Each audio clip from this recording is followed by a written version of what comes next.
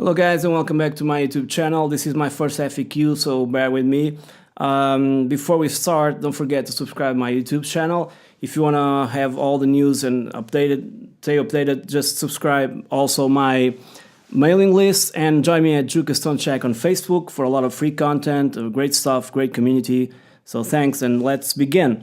So the first question is from Colin Deacon. Oh, this FAQ is mostly based on the Katana. It doesn't mean I don't do anything else besides the Katana, of course. I use a lot of other stuff, and also I'm a mixing engineer.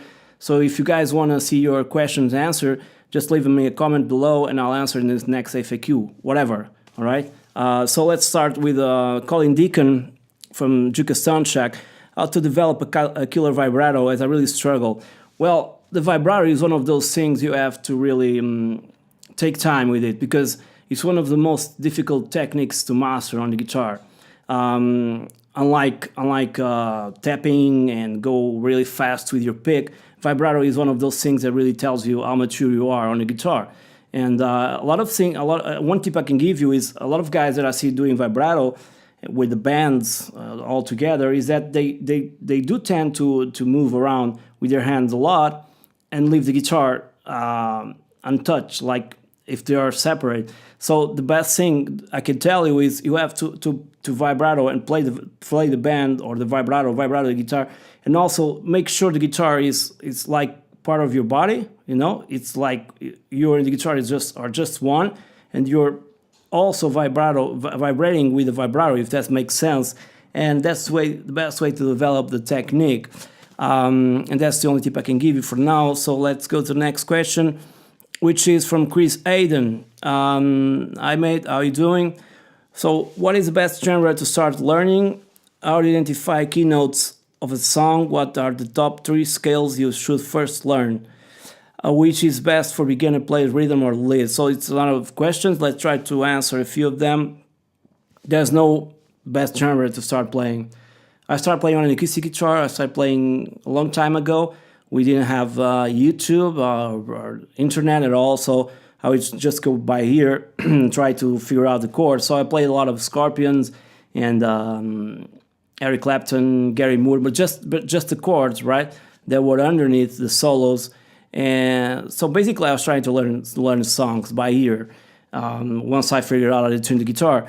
And then I started to try to mimic the solos, but a different thing, right? And I didn't know I was playing scales, right?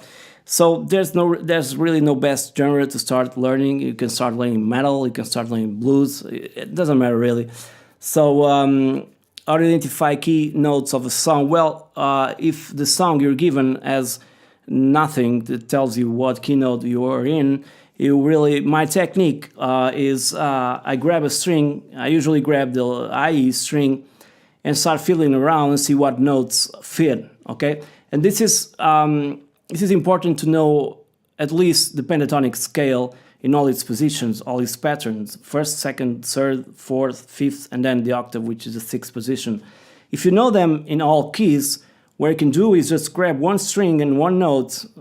Let's imagine the 12th fret and the IE string, and if it's in tune with the song, you have a sweet spot. Let's just call it that. Then you move around in the same string to other spot, off step, 1.5 step, doesn't matter, and see if it fits the song. If it fits the song, it's there, it's part of the scale. If it's not, move along to another note.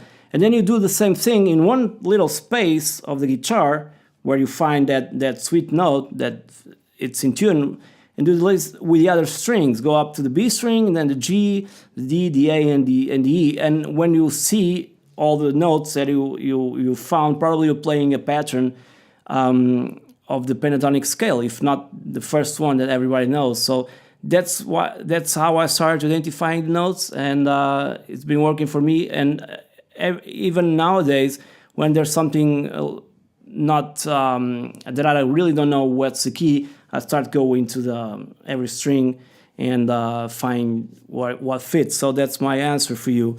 And continuing. Okay, this one is also from Chris Aiden. How to properly add EQ, reverb to master guitar and or vocals on Studio 3. It's all the same thing on every DAW. Studio 3, Pro Tools, Logic, okay? This is not so Katana related, but this is a good question, thanks for asking. And you have to start studying some or see some videos about engineering and studio techniques and tips. I'll be making some of them if you leave me some comments below asking for it, because there's a lot of information, okay? And although it's relatively easy, the learning curve it's huge, okay? So properly add EQ. For that, I would tell you to go online and see one of those EQ charts where you can see all frequencies related to all instruments, you know, from vocals to guitar to flute to whatever, and you can see where they fit in the frequency chart. It's from 20 to 20 to 20 hertz to 20 kilohertz. Of course, that's just a starting point. Doesn't mean you have to put everything where it says there, but it helps a lot. It tells you where the presence is, the brightness, the muddy sounds, whatever they are. For example, I can give you a tip on if you have like vocals and even guitars, you can use high-pass filters to take all that rumble that nobody hears, but when you have a lot of tracks, in the end, it will be there, okay?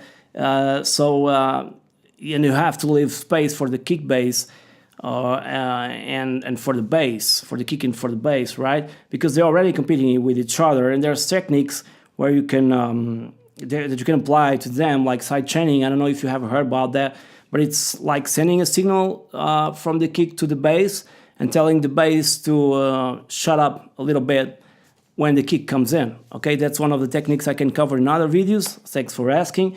Regarding EQ and stuff like that, you really have to learn those charts as a beginner and then try to apply those concepts to your song. But it really depends on the genre, right? So if I have an acoustic session with all just acoustic guitars, no drums, I don't want to cut guitars because I want that low end from the guitar body, right? So it's very dependent from the song. So next question. Hope I answered your question. If not, leave me a comment below. What's from Geron Ledham? I think it's your name. I think it's Juca Nery. Okay. What's the best amp, what setting, and master volume when creating patches? To be honest with you, when I started creating patches, I always had the volume a little bit down, and that was a big mistake. Because that way you really can hear what's happening, and you can translate to your listeners what you're recording. So because everything down, very down, low in volume, to me sounds good. And when you crank the master, there you will see there's some things that you might don't like. So nowadays I put the master like at 12 o'clock and in conjunction with the gain and the volume, and try to get the best signal. It picks. I have an app here and tells me that picks around 80 to 90 decibels, which is quite a lot for an apartment like this, but it's for recording purposes. And I use my SM57, so it's better translated the sound into my DAW than with the line out. The line out and the USB has this faulty thing, I guess you can call it that. It's very low in volume. You can go into settings and increase to max, but even so, it's not so good. And then there's a line out, which I think sounds better than USB, although they should be the same thing. But for those mid-gain tones where you need clarity and stuff like that, there's nothing like putting a mic in front of the amp and try to capture the sound. I don't know if I've lost the question. So yeah, the master is always at 12 o'clock when I'm creating patches. So let's go to the next question, and probably the last one, from Christopher Scarf. I don't know, I'll read this. Anyway, thanks mate. What is the best way to connect my Katana head to my computer to record and hear what I'm playing through the computer speakers, not a little 5-inch speaker? Well, this kind of was answered in the previous question. And the best way, if you can't record with a microphone, and I totally understand that because not everybody can do that, putting it loud in an apartment with neighbors, use a line out. Use a line out, you have much more headroom than USB, You can control the master knob on your Katana to your taste, okay? And to record an earbud, I'm playing through the computer speakers. Now, if you have computer speakers, I don't advise you to hear from the computer speakers. If there's like desktop speakers, they're usually they're crap for this kind of scenario. I would much, if you don't have studio monitors like I do, I advise you to use headphones because you'll have a better image of what's going on. But headphones are really sometimes really bad for mixing and mastering and stuff like that. Especially when you're painting your guitars, you can really tell a big difference. But it's best to record and hear what you're playing and do your stuff. Use a line out, and then adjust the volume accordingly from your Katana. Okay. So guys, hope you enjoyed this small video. This is my first FAQ, so bear with me. Don't forget to subscribe to my channel. There's links in the video description below. I hope you like this FAQ. And I hope you guys leave me some comments so I can answer all your questions.